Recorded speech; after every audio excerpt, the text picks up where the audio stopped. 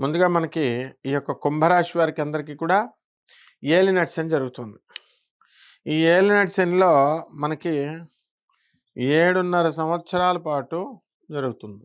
7.5 సంవత్సరాలు పూర్తయిపోయిందిక. ఇక మనకి బాకీ ఈ కుంభరాశి వారికి ఒక 1.5 ఇయర్ దాకా ఉందన్నమాట.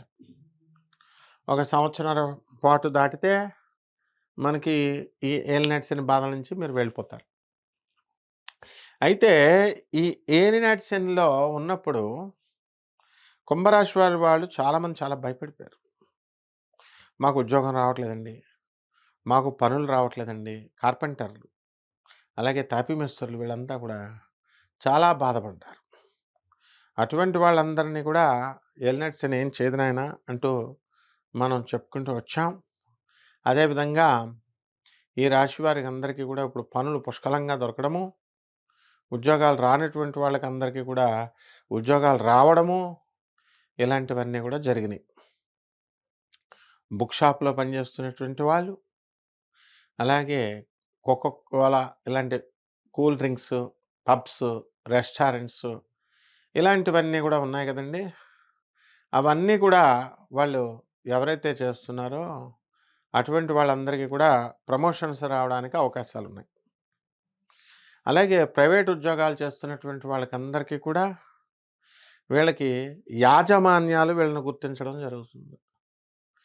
వీళ్ళకి ప్రోత్సాహం వెన్నంటి ప్రోత్సాహం ఇవ్వడం జరుగుతుంది. వీళ్ళని చక్కగా ముందుకు నడిపిస్తారు. ప్రమోషన్స్ ఇవ్వడము, ఇన్సెంటివ్స్ ఇవ్వడము ఇలాంటి వాటిల ద్వారా. ఇక వ్యాపారాలు స్టార్ట్ చేసినప్పుడు వీళ్ళంతా కిరాణా వ్యాపారాలు, బట్టల షాపులు, హోటల్ ఇండస్ట్రీస్ ఇలాంటివన్నీ కూడా లాభంలో నడుస్తాయి. ఇక మీడియా రంగంలో ఉన్నటువంటి వాళ్ళు, ఆ మీడియాలో ఉన్నటువంటి జర్నలిస్టులు కానీ, ఈ మీడియాలో ఉన్నటువంటి వాళ్ళందరికీ కూడా ప్రమోషన్స్ రావడానికి అవకాశాలు ఉన్నాయి. అలాగే సినిమా రంగంలో ఉన్నటువంటి వాళ్ళందరూ కూడా ప్రొడక్షన్ వింగ్, కెమెరామ్యాన్స్, యూనిట్ అంతా కూడా హీరో, హీరోయిన్లు, యాక్టర్స్ అందరికీ కూడా బ్రహ్మాండంగా ఉండడం అనేటటువంటివి జరుగుతాయి. ఈ కుంభరాశి వారికి అందరికీ కూడా పుష్కలంగా పనులు దొరుకుతాయి. కాబట్టి ఈ రాశి వారంతా కూడా మనకి చేపల రొయ్యల చెరువులు నడుపుతున్నటువంటి వాళ్ళు ఉన్నారు. వీళ్ళు లాభాల బాటలోకి వెళతారు. అలాగే వ్యవసాయం చేసేటటువంటి వాళ్ళు ఉన్నారు. రైతులకి మంచి వ్యవసాయం అనేటటువంటిది బ్రహ్మాండంగా సాగుతాయి. ఇక ఫర్టిలైజర్స్ ఇవన్నీ కూడా ఎవరైతే ఉన్నారో అటువంటి వ్యాపారాలు చేస్తున్నటువంటి వాళ్ళు, వ్యవసాయం చేస్తున్నటువంటి వాళ్ళంతా కూడా మంచి లాభాల్లోకి వెళ్తారు. ఇకపోతే ఈ కుంభరాశి వారికి అందరికీ కూడా మే 14, 2026 సంవత్సరం వరకు విజయాలు సాధిస్తారు. కాబట్టి ఈ జనవరి 1 నుంచి మీకు శుభ పరంపర జరుగుతుంది.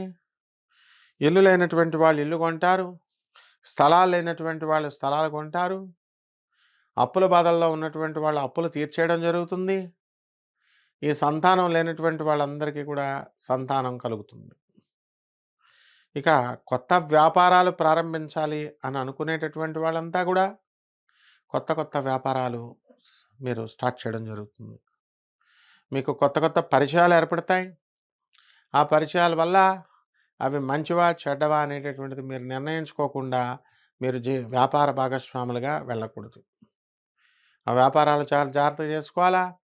అలాగే షష్ఠస్థితిగతుడైనటువంటి గురుగ్రహ ప్రభావం వలన శత్రువులపై ఆధిపత్యం అనేటటువంటిది మీరు సాధిస్తారు. జన్మంలో ఉన్నటువంటి రాహుగ్రహ ప్రభావం వలన మీరంతా కూడా అనుమానాస్పద వైఖరితో ప్రవర్తించడం జరుగుతుంది. అందరినీ అనుమానంతో దృష్టితో చూస్తూ మిమ్మల్ని మీరే నమ్మలేనంతగా బట్టలు వేసుకుంటారు. మళ్ళీ వేసుకున్నానా లేదా, ప్యాంట్ వేసుకున్నానా లేదా అని మళ్ళీ మర్చిపోతూ ఉంటారు. ఈ రకంగా అనుమానం పెనుభూతం. ఇది మీకు అక్టోబర్ నెల 2026 సంవత్సరం వరకు ఉంటుంది. ఆ తర్వాత ఈ కాస్త కాస్త తగ్గడం అనేటటువంటిది జరుగుతుంది. ఇక అక్టోబర్ నుంచి మీరు డిసెంబర్ వరకు వ్యయస్థితిగతుడైనటువంటి రాహుగ్రహ ప్రభావం వలన పీడకలలు రావడము, పీడ నిద్ర రావడము, నిద్ర లేకపోవడము ఇలాంటివన్నీ గూడా జరుగుతాయి. భూత, ప్రేత, పిశాచ బాధలొస్తాయి. ఎవరో నాకు చేతబడి చేసేసారేమో, ఎవరో నాకు మరుగుమందు పెట్టేశారేమో, ఈ రకమైనటువంటి ఆలోచనలు మీకు వస్తా ఉంటాయి. అరే బాబు! చదువుకున్న వాళ్ళు మీరంతా అలాంటివన్నీ ఉండవు అని నేను ఎన్నో సంవత్సరాలుగా చెప్తున్నప్పటికీ కూడా, ఈ మరుగుమందులు, ఈ యొక్క చేతబడులు, నరఘోషలు ఇలాంటియన్నీ నాన్‌సెన్స్ అంతా కూడా బోధించడం ద్వారా వీళ్ళందరూ కూడా ఆహ్, ఇన్ ఇండ్యూస్ అయిపోయినాయి మీకు మైండ్‌లోకి ఇన్‌పుట్. ఆ విధంగా వాటిని పోగొట్టడం అనేటటువంటిది చాలా కష్టతరమైనటువంటి విషయం. కాబట్టి మీరంతా గూడా ఈ గురుగ్రహం వలన ఇలాంటివన్నీ గూడా ఉండవు మీకు.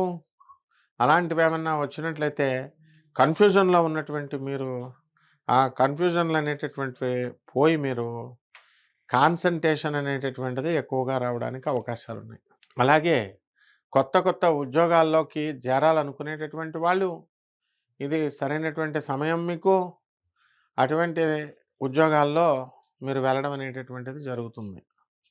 ఇక పరిహారాల దగ్గరికొచ్చేసరికి, ఈ యొక్క కుంభరాశి వారికి అందరికీ కూడా ఏలినాటి శని జరుగుతుంది.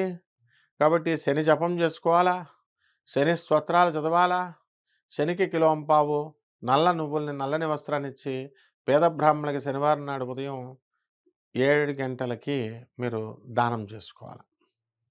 అలాగే మరి రాహు జపం చేసుకోండి, రాహు స్తోత్రాలు చదవండి, రాహు కిలోంపావు మినుముల్ని, ఆవుపేట రంగు ఉన్నటువంటి వస్త్రాలనిచ్చి పేద బ్రాహ్మణులకి మీరు దానం చేయండి. అలాగే 8 గంటలకి మీరు రావి చెట్టు చుట్టూ ప్రదక్షిణాలు చేయండి ఉదయం. అదేవిధంగా రాత్రులు మీరు ఈ యొక్క రావి చెట్టుకు చేయకూడదు. మేడి చెట్టుని సెలెక్ట్ చేసుకోండి. మేడి చెట్టు చుట్టూ 108 ప్రదక్షిణాలు గురువారం నాడు చేయాలి. అదేవిధంగా ఈ యొక్క గురుచరిత్ర పారాయణ చేయాలి. గరిక గడ్డితో ఓం గణేశాయ నమః అంటూ మీరు గణపతికి ఆరాధన చేయాలి.